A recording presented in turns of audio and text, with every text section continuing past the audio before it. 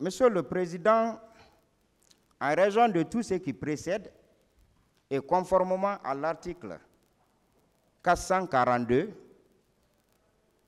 du Code de procédure pénale renvoyant aux dispositions de l'article 544 du même Code, dont la teneur suit, si le tribunal estime que le fait poursuivi ne constitue aucune infraction à la loi pénale, ou que le fait n'est pas établi, ou qu'il n'est pas imputable au prévenu, l'article 442 renvoie à l'article 544, Monsieur le Président. Ce qui veut dire qu'ici, on parle de prévenu et devant le tribunal correctionnel, mais en matière criminelle, ce sont les mêmes règles qui s'appliquent, Monsieur le Président. Et il renvoie celui-ci des fins de la poursuite. C'est ça, Monsieur le Président. Et en application de ces dispositions, Monsieur le Président, je vous prie de bien vouloir renvoyer M. Ibrahima Kalonzo à des fins de la poursuite pour des infractions de meurtre, assassinat, coups et blessures, assassinat,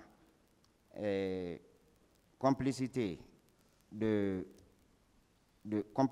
viol, de vol à main armée, Monsieur le Président, non constitué à son égard. Et par rapport à l'infraction de complicité,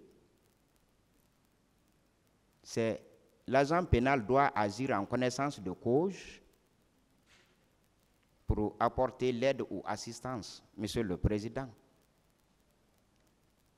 Je ne sais pas comment, étant détenu au PM3, il peut donner des ordres, il peut faire des investigations,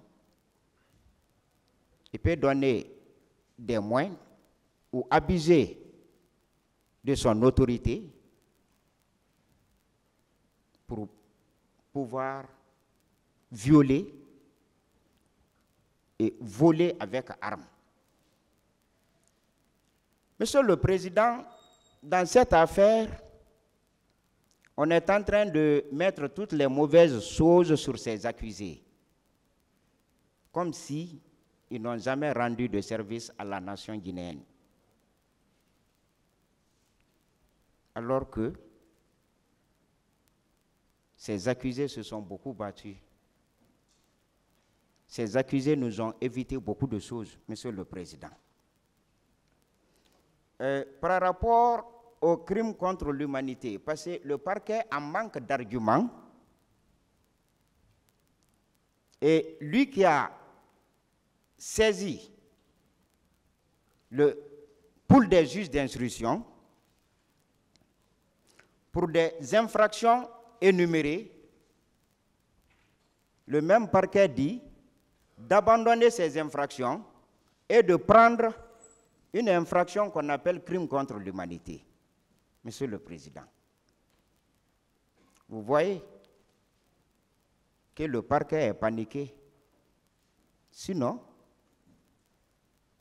c'est simple. Si les infractions reprochées, il y a des éléments de preuve, c'est simple de demander la condamnation par rapport à ces preuves. Monsieur le Président, au cours des débats, le parquet a présenté cette demande de requalification. Ça a été débattu. La question a été jointe au fond par votre tribunal. Il y a l'incident d'audience, il y a les exceptions, Monsieur le Président. Et cette question est un incident d'audience qui a été joint au fond, Monsieur le Président.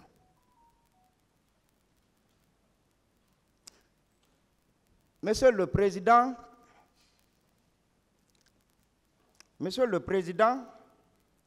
à mon sens, cette question est répondue, est évacuée. La question est évacuée en ce sens que aucune question par rapport à cette infraction n'a été posée aux accusés avant la clôture des débats. Les débats ont été déclarés clos sans qu'une seule question ne soit posée aux accusés par rapport aux crimes contre l'humanité. Si expressément, la demande a été présentée, mais tacitement, Monsieur le Président, la demande est rejetée. C'est rejeté, Monsieur le Président. C'est rejeté. Sinon, le tribunal allait prendre la peine de poser quelques questions par rapport à cette infraction de crime contre l'humanité. Ça n'a pas été fait. Et les débats ont été déclarés clos devant toutes les parties. Et on a accepté d'aller au plaidoirie et réquisition. Monsieur le Président. Et donc, si les faits pour lesquels les accusés sont renvoyés devant votre tribunal, le parquet n'a rien à dire par rapport à ces faits, et Monsieur le Président, la demande de requalification, nous vous demandons de rejeter purement et simplement parce que non mal fondé. En ce qui concerne, Monsieur le Président, l'allocation des dommages et intérêts, parce que les parties civiles aussi ont demandé des milliards et des milliards sans apporter la moindre preuve. Sans apporter la moindre preuve. Au cours des débats,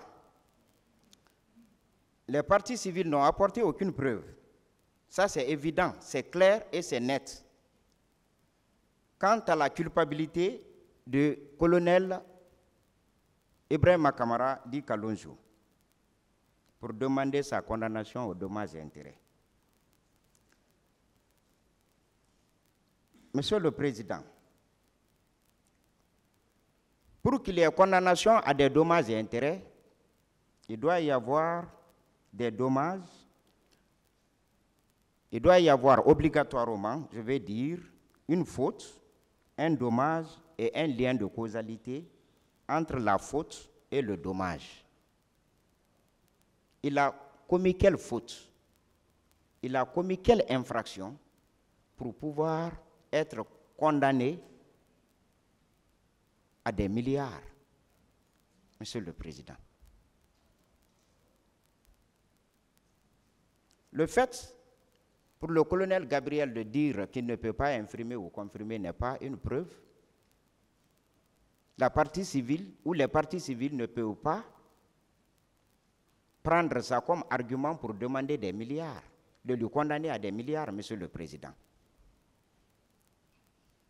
Donc, au terme de l'article, des dispositions de l'alinéa 1 de l'article 4 du Code de procédure pénale, qui dispose « L'action civile est celle qui appartient à une personne lésée par une infraction pénale.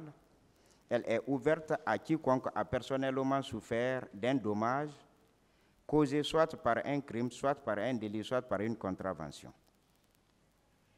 Monsieur le Président, en l'espèce, le colonel Kalonzo Kamara n'a commis aucune infraction à la loi pénale pouvant entraîner sa condamnation à des dommages et intérêts au profit des parties civiles.